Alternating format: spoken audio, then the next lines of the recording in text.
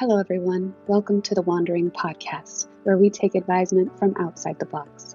I'm Rihanna Ritter, your host. I'm an intuitive, sexuality, and authentic expression coach. Are you an accomplished professional who plays the part of having it all figured out? Who's strong for everyone else, but feels lonely, misunderstood, like you can't tell anybody the truth about how stressed you are, how not passionate you are about your life and all that you've created? I guide my clients to deep, lasting fulfillment. I re-engage them with their bodies, their pleasure, their desire. I help them align to enjoy fulfillment and prosperity in all areas of their lives. Today, my guest is Kerstin Schulze. She's the founder of Party and Diet Elite Personal Training, where she empowers midlife women with holistic fitness, mindfulness, and self-compassion. Thank you for being here. How are you? I am fantastic now that I'm here. How are you? I'm doing well. It's great to have you here. I'd love to hear about your journey. You're a junior Olympic silver medalist, right? And how you became passionate about fitness and started this company. Oh, wow. We're going way back. Love it. I started athletics because I'm coming from a very abused family. My father was very abusive, and it was my escape. So running became just an escape for the stress, really. I was really good at it. So I said, well, you know what, and I was very competitive. And when I was a teenager, I went to try out for the Junior Olympics and I got in and I did heptathlon. So I did high jump, far jump, shot put, 200 meter, 400 meter and relay. And I was 1 point away from the gold medal against Claudia. I will never forget her name. Oh my goodness. Yeah. I always loved sports. It was, and I was born and raised in Berlin, Germany, West Berlin. At the time, the wall was still up. And I was always outdoors. Whenever I didn't needed to be home, I was outside, Yeah. I have a similar, school was kind of my escape from the home life and the strict religion. It was like anything to not be there. Yep, exactly. That's how it was for me too. And it was just, it was heaven, I mean, I was such a tomboy and I just wanted to be outside and play and be in nature. And till this day, I still love nature. I still love working out. It's really when I have a lot of anxiety or anything, I go work out. I just decompress when I work out. So it's been my safe haven, really. And I never thought I would make a business out of it because I went to school. I wanted to be an actress and I wanted to be in theater. So I did, when I was 15, did theater, improv, and wrote my own sketches and we toured. And then I wanted to be an actress. My mother said, no, you need to have a real profession. She didn't think that being an actress is a real profession. And of course, there's schools and all of that. But so I decided, okay, I'm going to get an accounting degree and business degree, and which I did, which was really boring, but it was the safe thing to do. And then after that, I studied with Alfa Romeo and went then on to be assistant marketing director for CompuServe and AOL later on. And I worked in the corporate world for over 10 years and decided to go to the States. I was in a relationship with somebody that was that I got pregnant with, and I decided to marry him in my last week of my pregnancy because I'd never thought I needed to be married. But your hormones are going and all of that. And then I did get married to him, and it was not good. I knew he wasn't a good person to be married to. And then we ended up actually separating, and he took our son to the States because he was stationed in Germany. That's where I met him. And then he didn't bring him back, and he was lying and cheating and the whole nine yards. So we separated. But then when he didn't bring him back, I had to go after my son, and which I did. And he wasn't actually with him; he was with somebody else. So it was always a journey of survival and doing the right thing and finding myself in it. And then I ended up being in California, and I've been a California girl now for the last 25 years, and I love it. Wow. Yeah. Wow. That's so wild. I wanted to be a singer, and I ended up getting an accounting degree too. No And- way. Yeah. The same thing to do. The same To thing. please our parents. Yes. So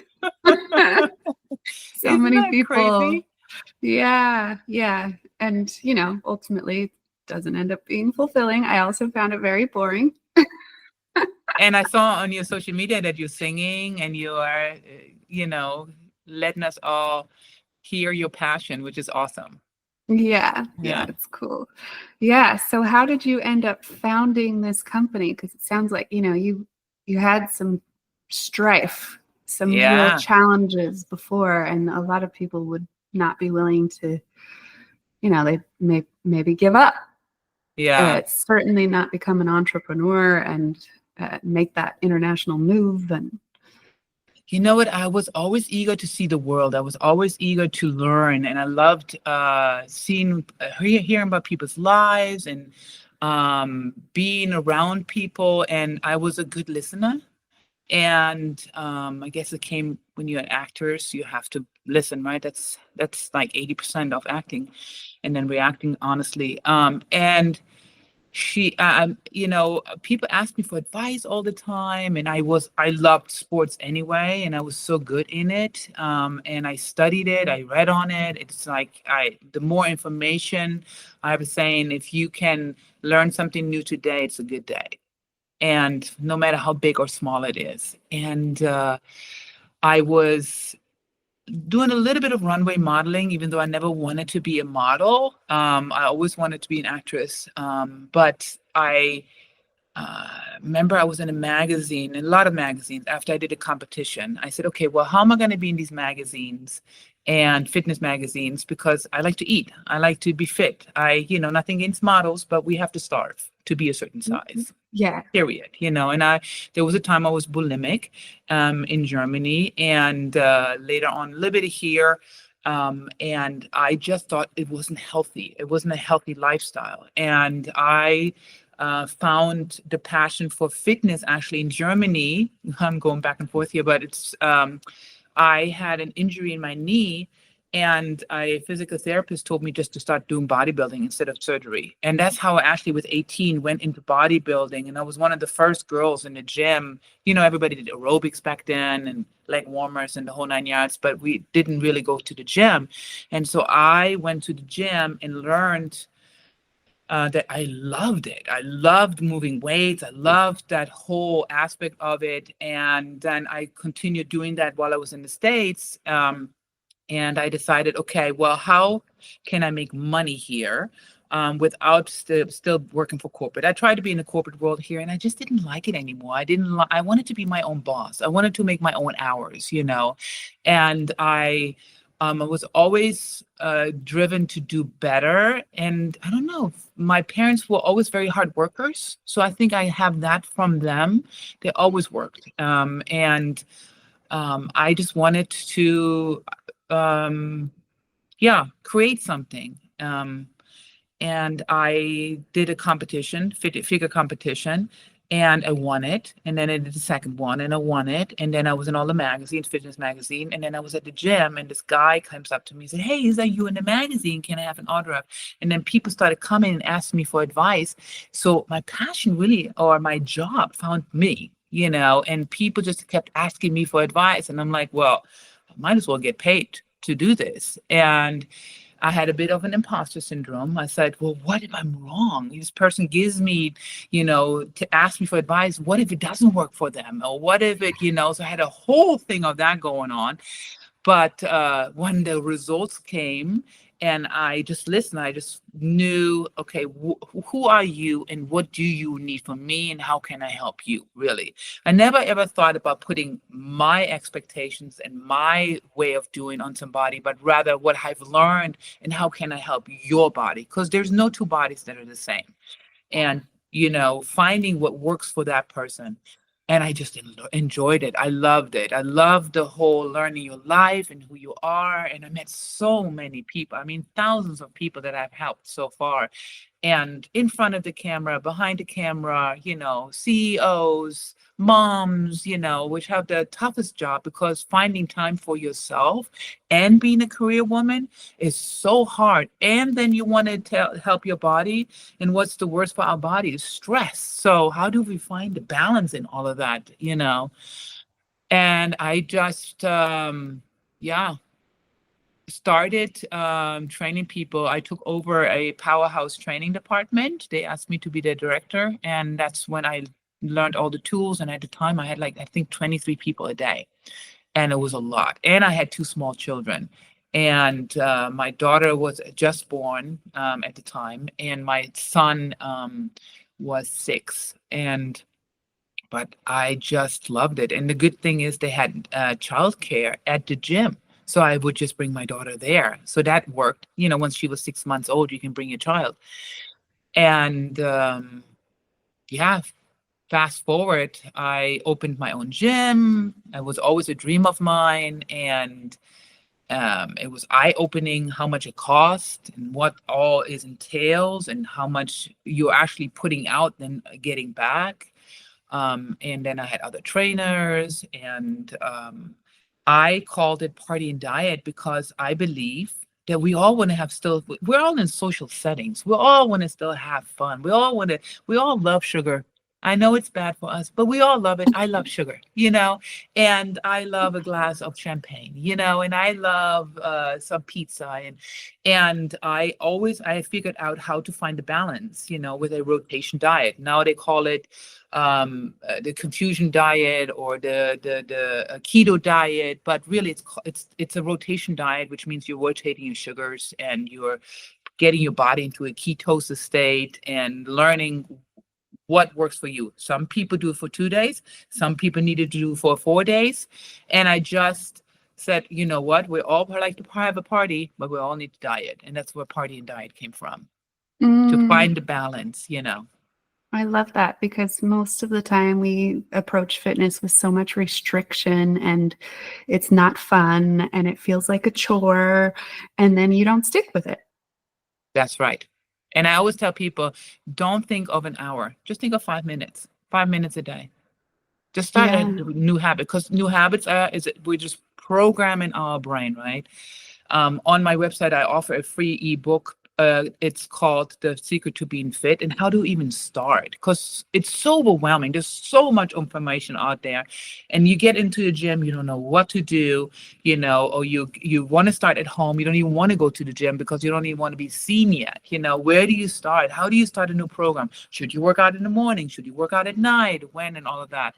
And I just take the guesswork out, and I give it a blueprint. I said, do this and this and this. And the number one thing is, every morning, first thing in the morning, set your timer for 5 minutes and do an exercise for you. 5 minutes, and then stop after 5 minutes, and do that every day. After 2 weeks, you crave it because you have now reprogrammed yourself. And don't worry about how long you're going. Just even if you just do 10 minutes a day, that's 70 minutes a week. That's a lot.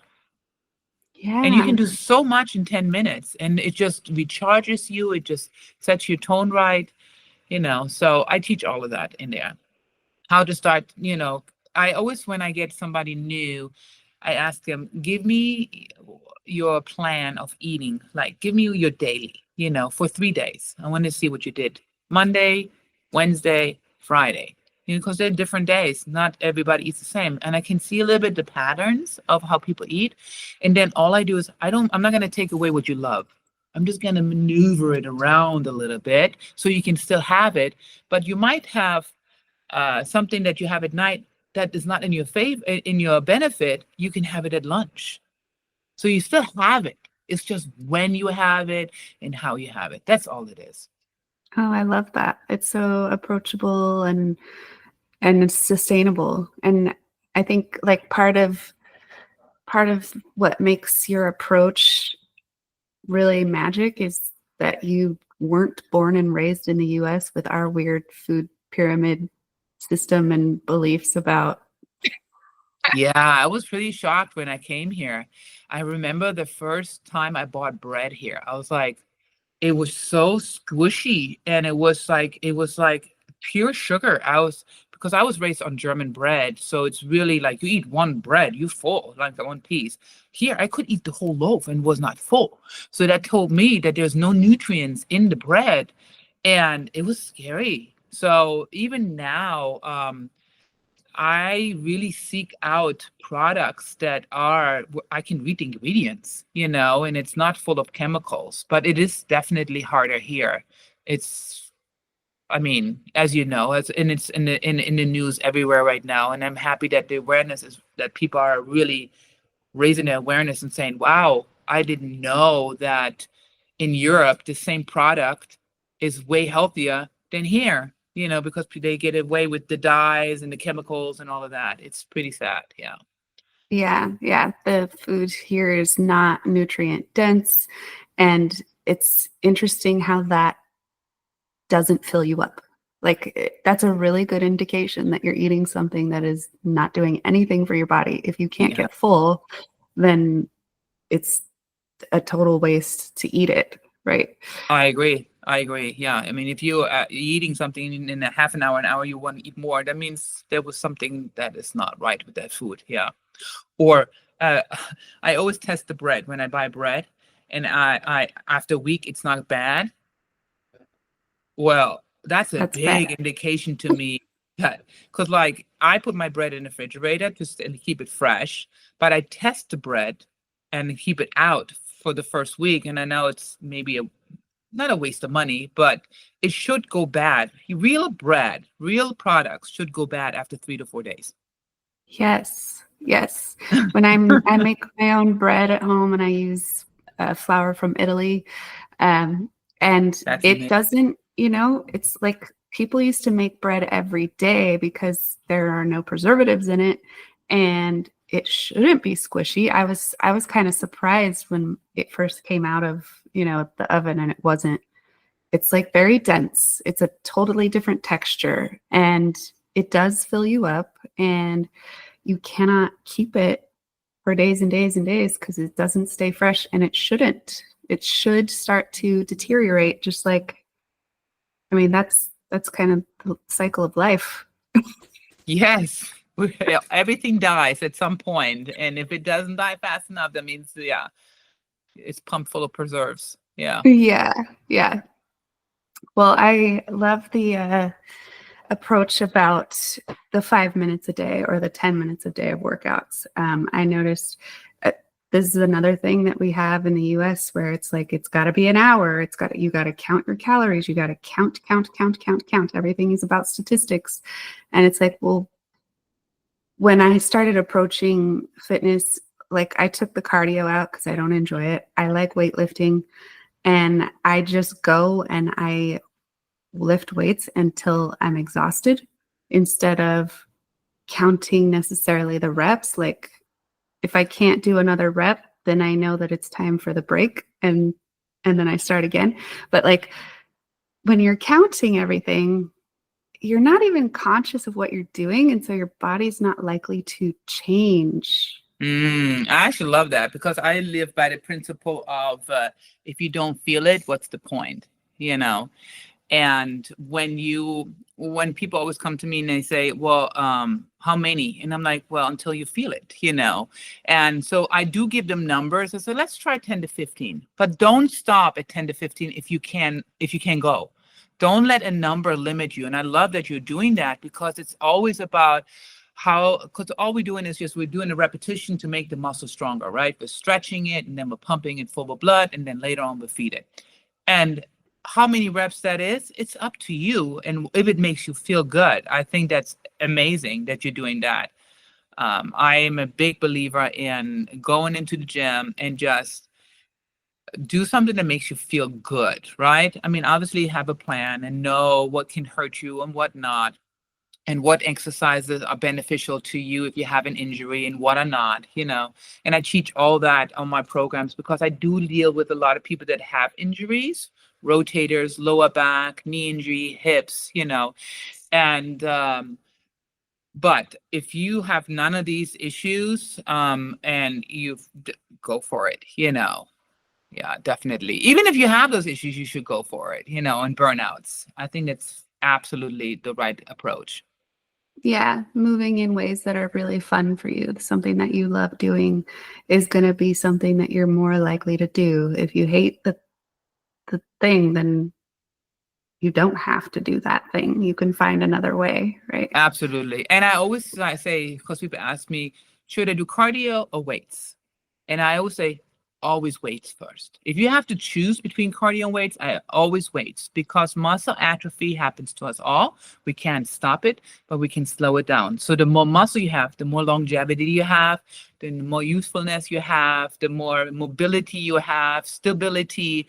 But when you're just doing cardio, all you're doing is pounding on your joints and wearing them. It's like a wheel going 1,000 miles an hour and over and over and over and over. After a while, it's going to break down, And I always say, always weights first. And if you have a little bit left at the end for cardio, do a little bit of cardio, but always weights first, for sure.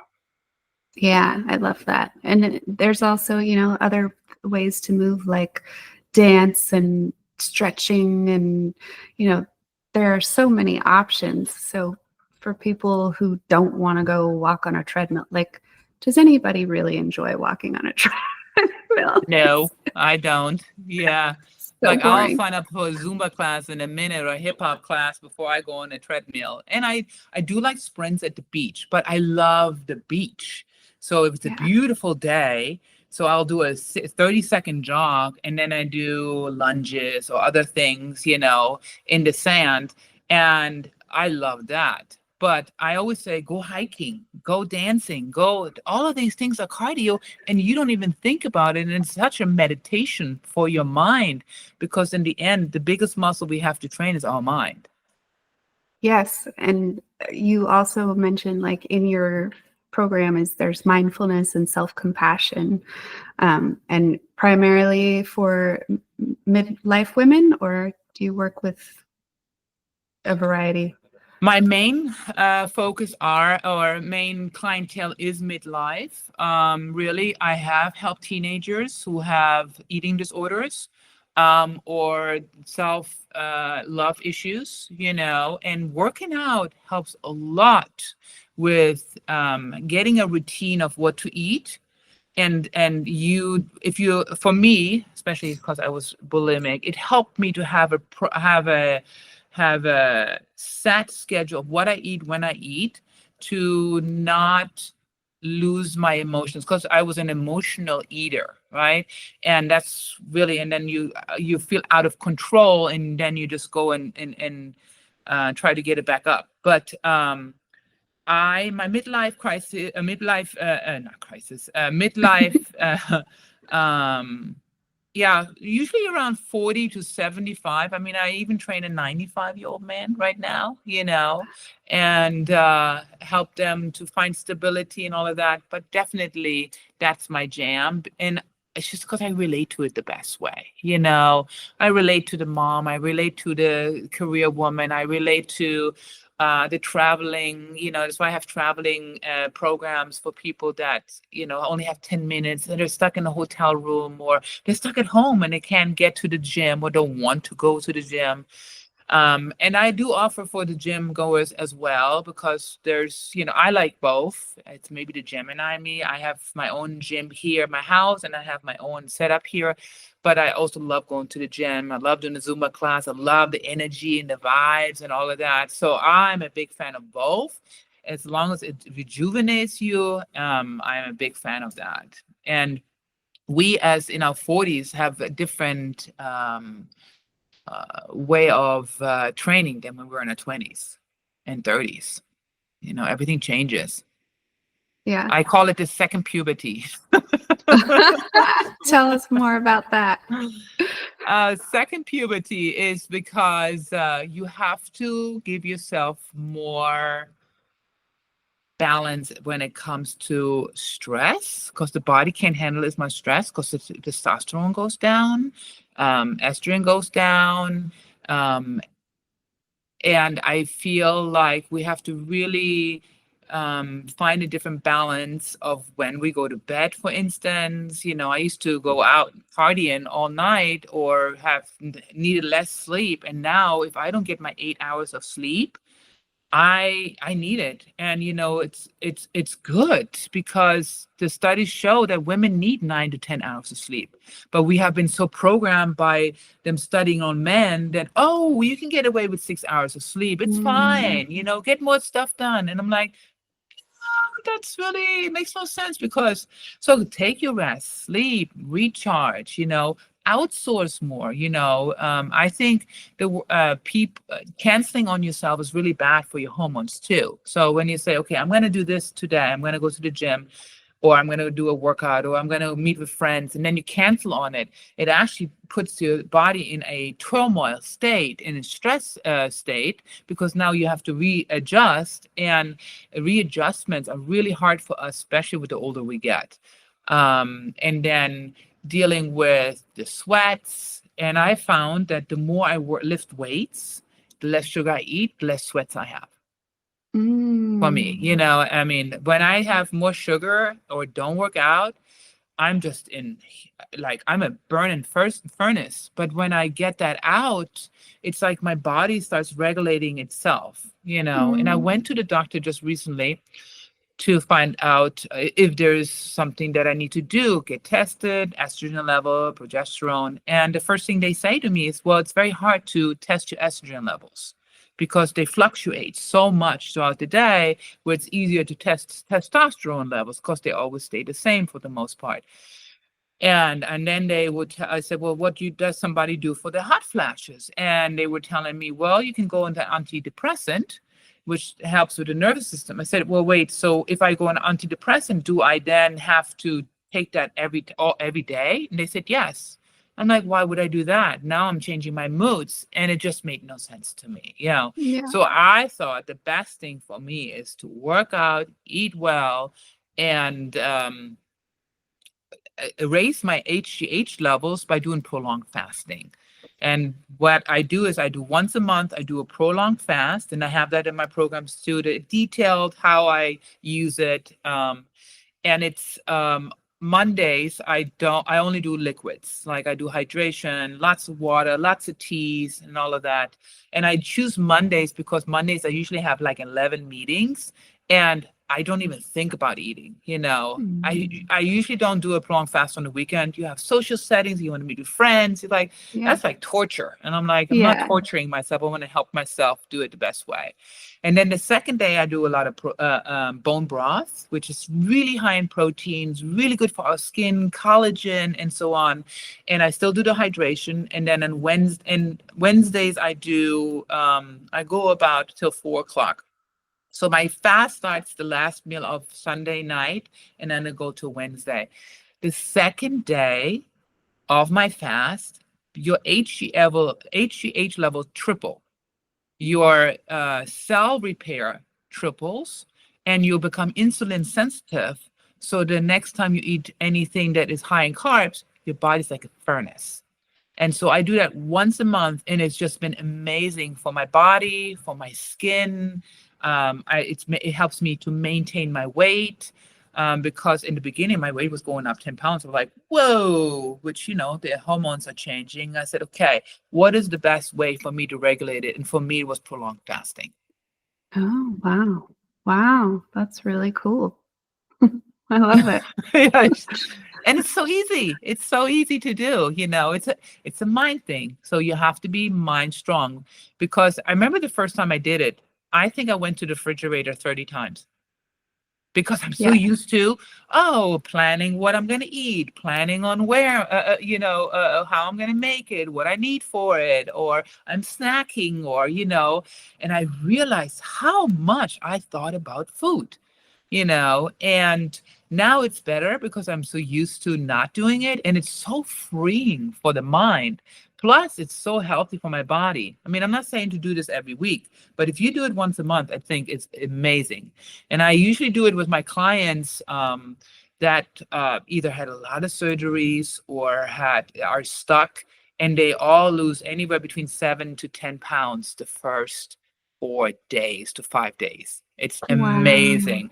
And the way they feel is just, when you stuck for so long and then you see the change and you feel good about it, that feeling, that's what it's about. Yeah. Yeah. I remember like the first time I did a fast, it was a week-long fast. I was just shocked by how my mind changed. Like, because I wasn't so focused on consuming something, I was just like, my energy, I just had different energy to think about different things. Mm-hmm. So it's always good to have a brain reset. The week was always a little too long. And so but I did lose like 10 pounds that first time. You also mentioned like doing it Monday instead of on the weekend. You're not trying to torture yourself. Like when you do something that feels like torture, you're increasing your stress level and your cortisol. Absolutely. Yeah. That's the opposite of what's going to help you maintain your weight, right? Yes. That's why when people come to me and they say, well, but I work out 3 hours a day and I only eat once a meal a day. I'm like, well, you're stressing your body. It's because your body only knows to survive. It doesn't know we're working out. It doesn't know we're going to work. It doesn't know any of that. It just knows I have to pump this blood. I have my heart muscle going. I have these cells I need to nourish. I need to survive. That's all it knows. And then you're putting all this stress on it and it's going like, well, I'm going to shut this one down. I'm going to shut this one down. Now you're making my stomach so acidic. I'm going to build cortisol levels so you don't burn through the stomach walls. And that's all it is. So stress, I always say stress kills our body. Period. Stress from alcohol, stress from smoking, stress from life, stress from, if you don't do something to de-stress or to slow down. And that's why I always say you don't need to work out more than an hour a day. I only do workouts for 30 minutes with weights. And then, I'll do 30 minutes of walking or other things, but I never, ever do more than an hour. If you have to do more than an hour, you need to take a look at your nutrition. And you can never chase a bad diet. You'll lose. Wow. Yeah. That's so true, right? Yeah. Yeah. Well, where can people find you? Because I know you've got to be somewhere. You can find me on partyanddiet.com. And my programs are on there. I made them very affordable for people because I wanted to give something back and help. And if there's anybody that has a question, I'm always open book. That means reach out to me. I'm here to help. And no question is stupid. I always embrace any question you have and, try it out. Awesome. Yeah. Any last words of wisdom to leave the audience before we take off? Live in your passion. That's all I can say. Don't compare yourself to others. There's only one unique you, and just live you, do you, and your tribe will find you. I love that. Thank you for being here today. You're welcome. Thank you for having me, Ariana. Yes, have an awesome afternoon and Thank enjoy you. your audition. Thank you. I appreciate you.